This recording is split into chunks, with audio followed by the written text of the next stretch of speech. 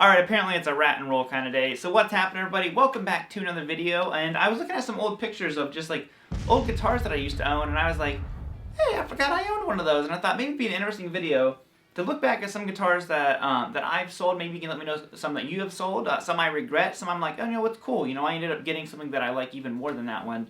And that's kind of the way I've always done it. If there's something that I'm not using or a guitar I'm not playing, I like to sell it, and then I put that money into getting, you know, another guitar that I think maybe I'll play more. And 9 times out of 10, that's exactly what happens. So I'm just going to go into these. Let me know if there's, like I said, if there's any guitars that you have sold throughout the years that you wish you hadn't, or maybe, you know, you sold this one, you're like, oh, I'm so glad I sold it and got this, you know, I sold this Les Paul and got an SG, and, you know, it's the best thing ever. So let me know. We're going to have a little walk down memory lane. Let's get it.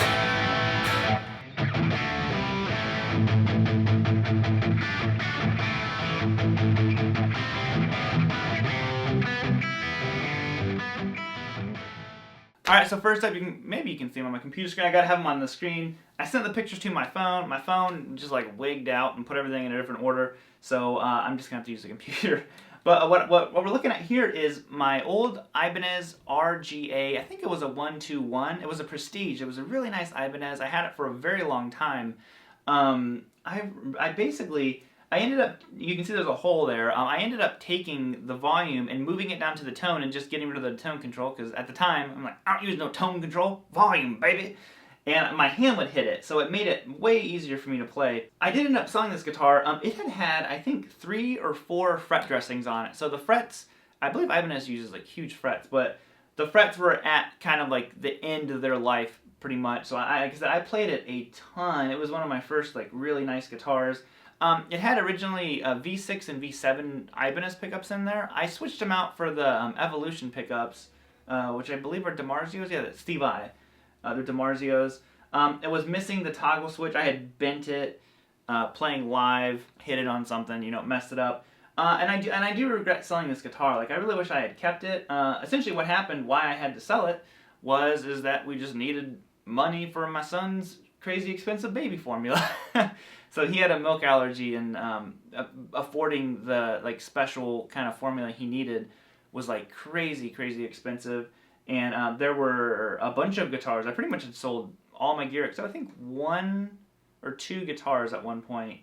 And this was one of them. I definitely regret selling it. I wish I could find it and get it again. But I probably wouldn't like it too much. I really don't care for Ibanez necks anymore. But it totally is a guitar that I wish that I hadn't sold. But you know what? Being a dad and a husband always comes above anything else. And here we have a young me. I think that was probably, I want to say 2008 or 2009. That was right before we were getting ready for a gig. I can't remember where we were playing. It was my old band, the Dean Scream. And like I said, that was my main guitar. This was like my guitar. I had a black Epiphone Les Paul, which obviously I don't have it anymore, which was my backup guitar. And this was my main guitar. So you can see, like I said, I had that guitar, the Ibanez, for years. And really good. You can see kind of here's a foreshadowing on a bunch of, there's only one guitar in that picture that we still have. Oddly enough, you can see there's a bunch of them that had to go for similar reasons to the Ibanez. So we'll talk about all those other ones that are in there here in just a minute. Next, now this is my ultimate, I've done a separate video about this one a long time ago. My ultimate, most regretted guitar that I've ever sold. And that is this Fender Strat. Same reason as the Ibanez. We just needed to, pay bills and buy the stuff for Mason, our son. And, I regret selling it, but I don't regret the reason why I had to sell it. I'm just like, I'll sell it all if I have to take care of them. But that was a very special guitar to me. It was a 2003, or maybe it was 2002. I found a picture where I called it a 2002. So maybe it was a 2, and I thought it was a 3. But that was the first real guitar I ever had. And basically, I started out on this really cheap little Samick guitar, which looks exactly like a Silver Sky nowadays, is what's funny. That was my first guitar. It was like $80, and I fell in love with playing guitar, and I ended up like really wanting a Fender Strat, and I wanted the SRV Strat, and we went to go to go get it, and they had raised the price on it by a couple $100, and I couldn't afford it. This one, what had happened was it was like the last year's model of Strat, and it was marked down because the new models were coming out, and I could afford this one. Well, I couldn't afford it. I basically what I did was I talked my parents into essentially co-signing for it. Like they put it in their name. And essentially like a layaway kind of program. My agreement with my dad was that I would work with him all summer, and I did. And I did what we call groundhog work, or some people call it gopher work. But basically, I was the ground guy at his construction business, and I just took literally like wheelbarrows of shingles, or helped carry metal for metal roofs, like any of that stuff. Like the job sucked, to be honest, because I spent the summer covered in tar and shingles and all that stuff. But I did it, and I remember I mowed my grandma's yard every single week to help pay for it, and I did it. It took me a summer, and I earned it. I believe the guitar, it was expensive. At least to me, it was expensive. It was like $900, and it took me all summer, and I worked and I earned it. And like I said, I wish I could get it back because it's just a guitar that meant a lot to me. But at the time, it was a guitar that could bring us the most money to sell it, to get the stuff from Mason. So that is just. That's just the way it is. But, I look all the time on Reverb and stuff. Like, I remember certain details about the guitar, like the wood grain on it, and hopefully I'll find it one day. But yeah, that's definitely one that I really regret selling as well.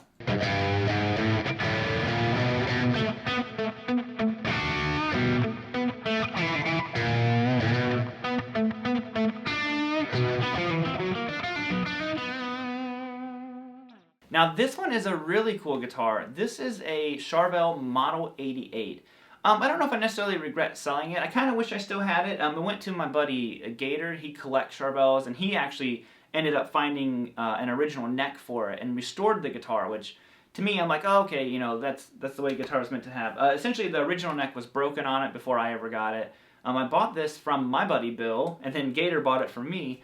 And if you don't know anything about the Model 88, I think mine did not have the original pickup. The original pickups are kind of sought after, and I know Gator also had some of those. But the Model 88s are kind of an interesting model because it's a mahogany body, and then it's a maple neck, rosewood board. The original ones have a reverse headstock. If I can remember to find a picture, I'll put it up here. But what happened is I want to say there were 1,000 of them made, if I can remember correctly. Someone can correct me. And essentially, the factory caught on fire and burnt a bunch of the necks. Or it was either a bunch of the necks or a bunch of the bodies. So then essentially only 500 of them ever went out. Like 250 for the US, 250 in Europe. And that's all that were ever made of the Model 88. And it's a really, really cool Charvel. There's some other pictures of it. Sounded great. I think it had whatever that George Screaming Demon maybe had a really hot pickup in it. This guitar actually that I'm holding here also I got from my buddy Bill. That he put the custom in here, and it's kind of funny. I got those two guitars from him, and he dropped Duncans and a lot of stuff, but he left the original neck pickup here. But yeah, so there's the Charvel. I do, like I said, I do kind of wish that I still had that one, but. It is what it is with that one. I didn't have it long enough, I think, to like bond with it really, and it's cool. It's cool. Now this one I could not find any pictures of.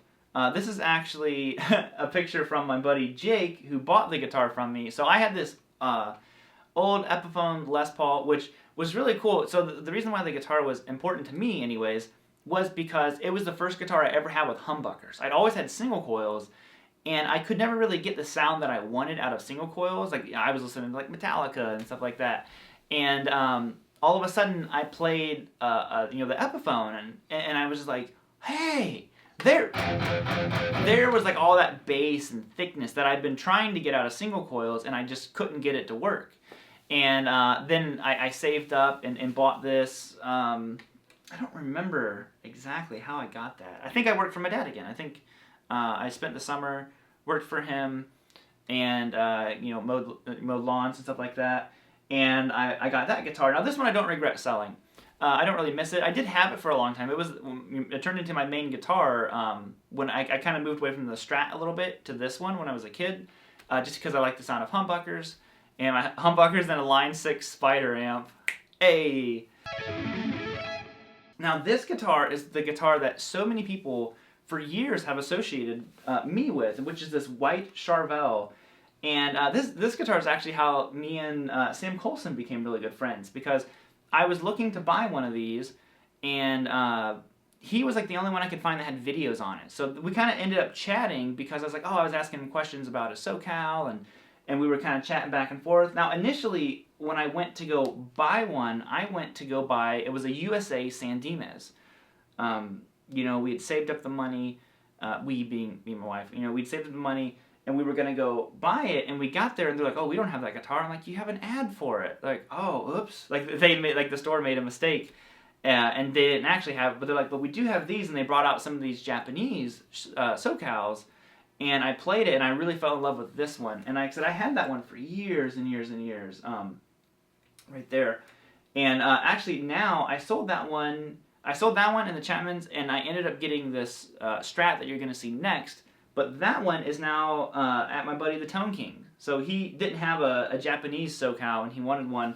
And I was like, oh, I'm thinking about selling this one. And I think he was in like a meeting or something, and like buying a guitar. So he has that one now, and sometimes you see it pop up on his channel. And it came with DiMarzio pickups. Like the modern day ones come with Duncans, and it had really nice rolled edges, real beautiful maple neck. So that was a real stunning guitar. I don't regret selling it, but you know, it became my main guitar for years. You know, that was a good guitar for sure.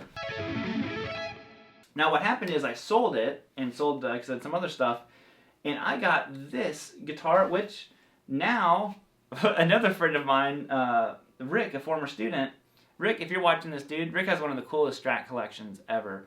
And he ended up buying this one. Now, this one, I did change the pickguard. Originally just had a white pickguard. I put the Perloid one on there, and I put, I can't remember the name brand of the pickups. I changed the pickups in it. And I love the guitar, because for one, I just love Seafoam green.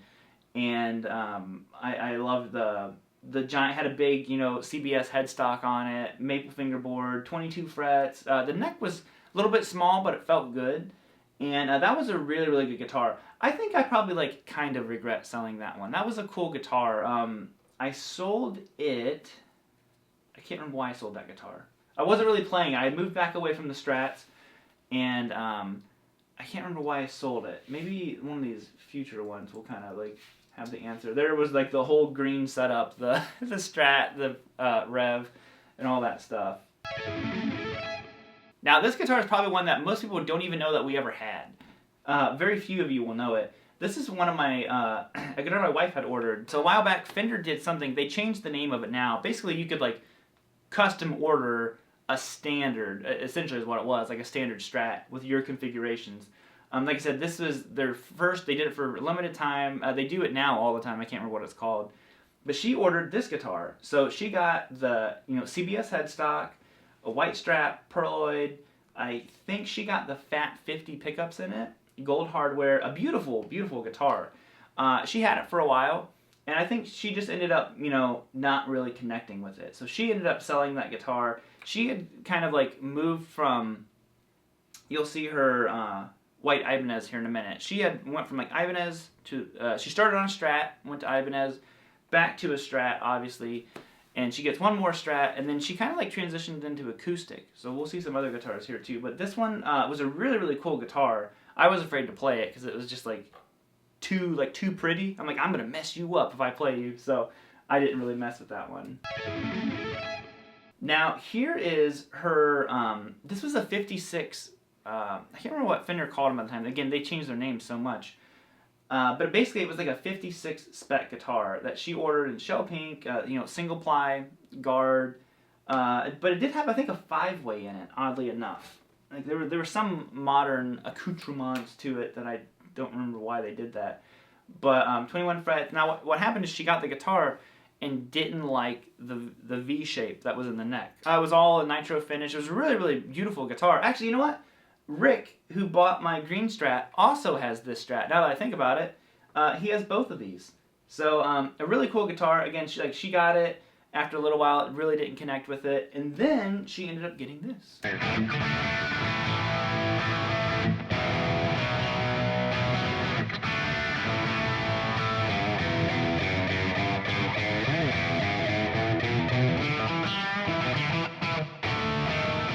Now we're venturing into the guitars that I get asked about so much.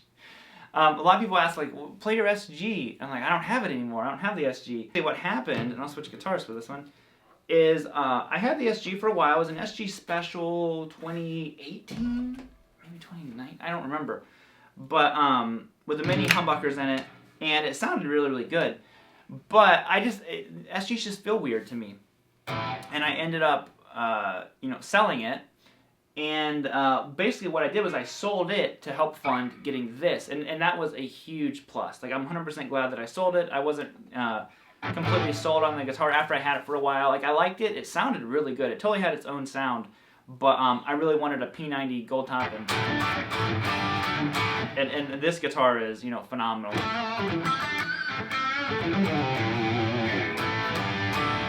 So that was a huge, to me, like, step up, like a plus. Like, I'm glad I got rid of it.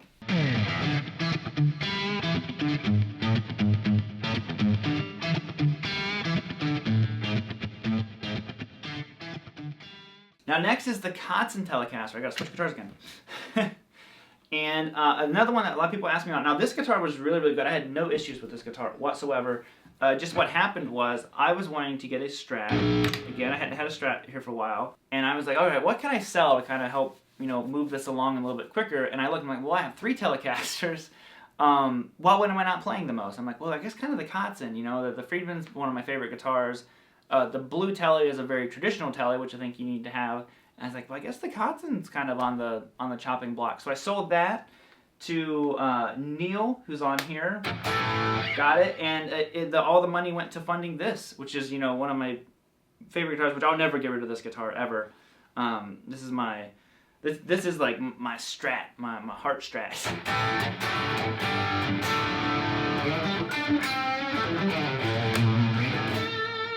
And if you guys haven't seen the whole story behind this guitar, I have 2 big videos about this one. It is an incredible story. I found the original owner who he got when he was like 15 years old, and there's a whole story behind it. Jim, again, thank you so much for sharing all that information with me. It's just, this is one of my favorites that I own, and it's a guitar I'll absolutely never get rid of. And I figured we'd end with this one, which I've gotten, oh my god, thousands of emails about. So this is the black Strat that I got from Trogley. I traded with him for some stuff, got this guitar, and said I was going to give it away in the video where I got this guitar.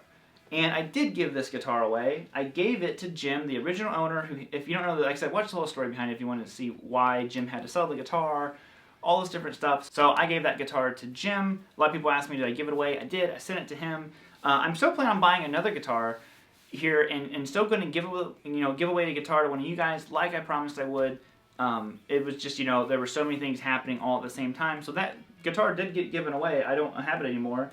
Jim has it now, and, we're going to figure out either giving away, one of my guitars or purchasing one, but there will be, that giveaway done. And that's pretty much it. That's what I wanted to leave it with, because like I said, I get so many comments and emails about that guitar. So that will also be going down. But that's kind of it. Those are all of the guitars. Thank you guys all so much for listening to me blab. This is probably a long video, but we're just going to roll with it. So other than that, I'm going to bounce on out of here, guys. Hope y'all have a great day. Later!